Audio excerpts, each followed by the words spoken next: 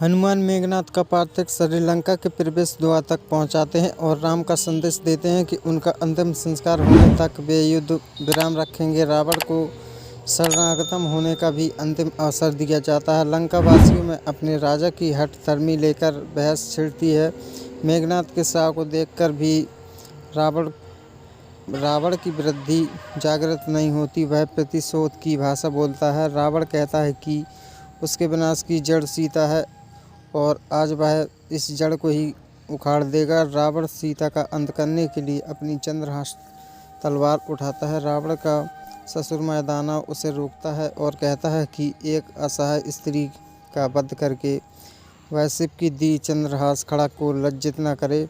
मैदानव यह भी कहता है कि एक राजा का उत्तरदायित्व है कि वह प्रजा को संहार से बचाने के लिए शत्रु से संधि कर ले, किंतु रावण स्वयं अकेले युद्ध भूमि में जाने की घोषणा करता है। उधर महर्षि अगस्त्य समुद्र तट पर राम के पास पहुंचते हैं। महर्षि कहते हैं कि अब महासंग्राम आरंभ होने वाला है। रावण युद्ध से पहले तांत्रिक यज्ञ द्वारा अपनी समस्त शक्तियों का आवाहन करने वाला है।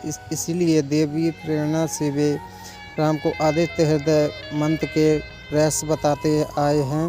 महर्षि अगस्त्य राम को आदित्य हृदय मंत्र स्त्रोत आत्मसात कराते हैं। रावण भी अपने आराध्य भगवान को प्रसन्न करने के लिए शिव स्त्रोत का पाठ करता है। वह ब्रह्मस्य वरदान में प्राप्त अमेय कवच धारण करता है। मंदोदरी कहती है कि सती स्त्री के श्राप किसी भी देवी कवच को भेज सकते हैं और सीता एक महर्षि स्त्री है। वह सीता के श्राप से डरते हुए उसे राम को सादर लौटाती। रावण इसे मंदोदरी का सौतिया दाग कहता है। रावण कहता है कि अगर राम मानव है तो आज वह उसके हाथों मारा जाएगा और यदि राम भगवान है तो रावण का वध करने में उसकी जितनी ख्याति होगी उतनी ही ख्याति युग युगांतक रावण को भी होगी। तीनों लोक और तीनों कालों में राम रावण का नाम एक साथ लिया जाएगा। रावण मंदोदरी से कहता है कि उसकी मौत पर नश्वर शरीर के लिए शोक न किया जाए। मरता वही है जिसकी कीर्ति पर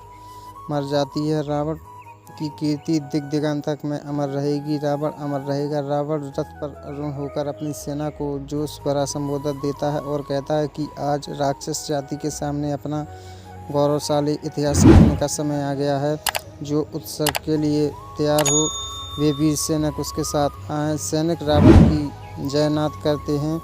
राम भी अपनी वानर सेना में जोश भरने के लिए संबोधन देते हैं और ऐलान करते हैं कि आज उनका पराक्रम तीनों लोग देखेंगे। रणभूमि में रावण अपने धनुष की टंकार से राम को चुनौती भेजता है।